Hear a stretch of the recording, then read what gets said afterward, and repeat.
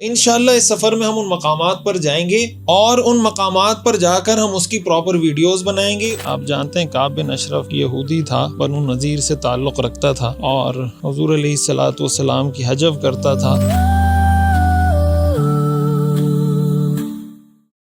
بسم اللہ الرحمن الرحیم، نحمدہ ونصلی علی رسولہ الکریم، اما بعد۔ الحمدللہ عمرے کا یہ مبارک سفر اللہ کے فضل و کرم سے، اللہ کی توفیق سے ہمارا شروع ہو رہا ہے، اور اس عمرے کے سفر میں جہاں ظاہر سی بات ہے کہ یہ بات پیش نظر ہے کہ ہم بیت اللہ میں حاضر ہوں اور بیت اللہ کے گرد چکر لگائیں اور صفا مروہ میں دیوانہ وار دوڑیں لگائیں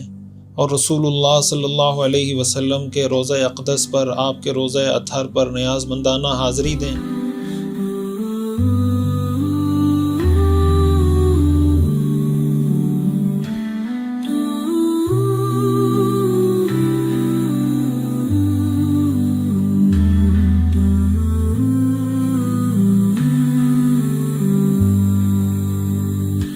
وہیں ایک بہت ہی اہم اور مبارک مقصد اس سفر سے میرا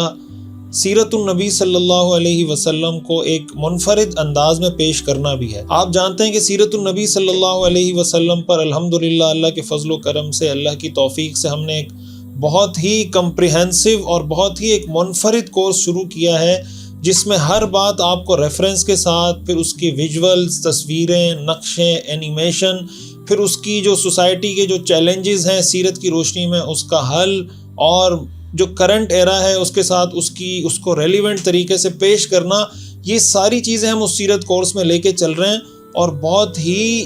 مفصل اور مدلل طریقے سے الحمدللہ اس میں بات کر رہے ہیں۔ اس سفر سے پیش نظر ایک اہم مقصد یہ بھی ہے کہ ہم ان مقدس مقامات پر جا کر خود اس کی پوری ویڈیوز بنائیں، اس کی تصویریں بنائیں، جس مقام کا سیرت میں ہمیں تذکرہ ملتا ہے۔ مثال کے طور پر غزوہ بدر جب ہم پڑھتے ہیں قرآن کریم میں اس کا تذکرہ ملتا ہے، اذ انتم بالعدوۃ الدنیا وہم بالعدوۃ القصویٰ والرکب اسفل منکم، تو اب العدوۃ الدنیا کہاں پر ہے، العدوۃ القصویٰ کہاں پر ہے؟ غزوہ بدر میں، غزوہ احد میں ہم پڑھتے ہیں کہ جبل الرمات تھا، وہاں پر تیر انداز کھڑے تھے۔ تو ان سب مقامات پر جا کر پراپر ان کی ویڈیوز بنائی جائیں اور اس کو ایڈٹ کر کے پھر سیرت کورس کا حصہ بنایا جائے کہ غزوہ بدر میں یہ جو آپ تفصیل پڑھ رہے ہیں یہ مقام ہے، حدیبیہ کا جو آپ پڑھ رہے ہیں کہ صلح حدیبیہ ہوئی تھی وہ اس مقام پر ہوئی تھی، یہ جو آپ پڑھ رہے ہیں کہ حضور علیہ الصلوۃ والسلام کا خیمہ نصب تھا بدر میں وہ اس مقام پر نصب تھا۔ جہاں موجود ہیں یہ وہ جگہ ہے جس کو قرآن کریم نے العدوۃ الدنیا، اذ انتم بالعدوۃ الدنیا وہم بالعدوۃ القصویٰ، تو مسلمانوں کا لشکر یہاں پہ تھا، اور سامنے جو پہاڑ آپ کو نظر آ رہا ہے یہ العدوۃ القصویٰ کہلاتا ہے، اس جانب کافروں کا لشکر تھا۔ یہ جو مسجد عریش ہماری اس کے پشت پر یہ جو میں آپ کو دکھا رہا ہوں، یہاں رسول اللہ صلی اللہ علیہ وسلم کا خیمہ نصب تھا، جہاں مسلسل دعائیں کر رہے تھے، بہت طویل آپ نے سجدہ کیا، دعائیں کی۔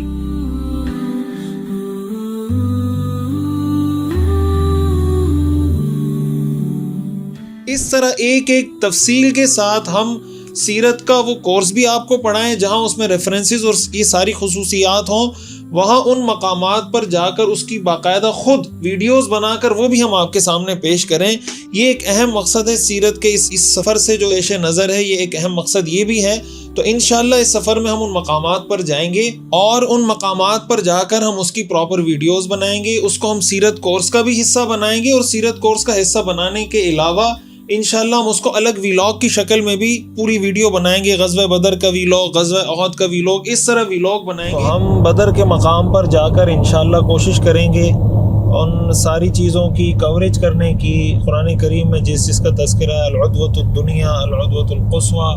پھر جبل ملائکہ جہاں پر اللہ تعالیٰ نے مسلمانوں کی مدد کے لیے فرشتوں کو نازل فرمایا۔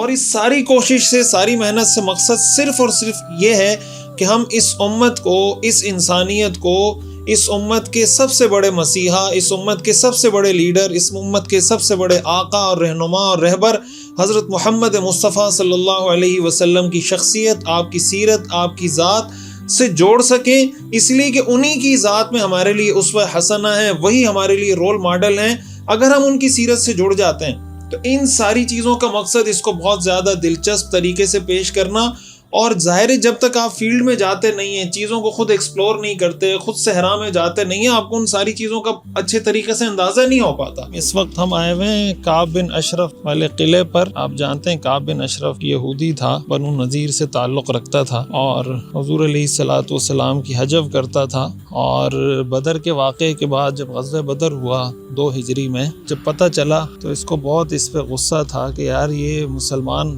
فاتح کیسے ہو گئے، فتح انہوں نے کیسے حاصل کر لی۔ یہ وہ مسجد ہے وہاں اس مقام پر بنائی گئی ہے جہاں غزوہ احد کے لیے حضور علیہ الصلوۃ والسلام جب نکلے تھے تو یہاں آپ نے اپنی درع جو جنگی لباس تھا وہ اتارا تھا، اور آپ نے عصر مغرب عشاء یہاں ادا کی، اور پھر اگلے دن فجر کی نماز آپ نے یہاں پڑھی، اور پھر آپ یہاں سے بدر کے لیے روانہ ہوئے تھے، اس لیے اس کا نام ہی مسجد الدرع ہے۔ یہ نا وادی خم، اس کا نام ہے وادی، اسی کی نسبت سے اس کا نام ہے وادی۔ یہ وہ مقامات ہیں ان سے جن کا مصادر میں ذکر ہے، احادیث میں ذکر ہے، کتب میں ذکر ہے۔ تو یہ ایک بہت ہی مقدس اور مبارک سفر ہے، آپ ہمارے ساتھ رہیے گا، انشاءاللہ وقتاً فوقتاً اس کی ساری اپڈیٹ آپ کے ساتھ ہم شیئر کرتے رہیں گے۔ جزاکم اللہ خیرا۔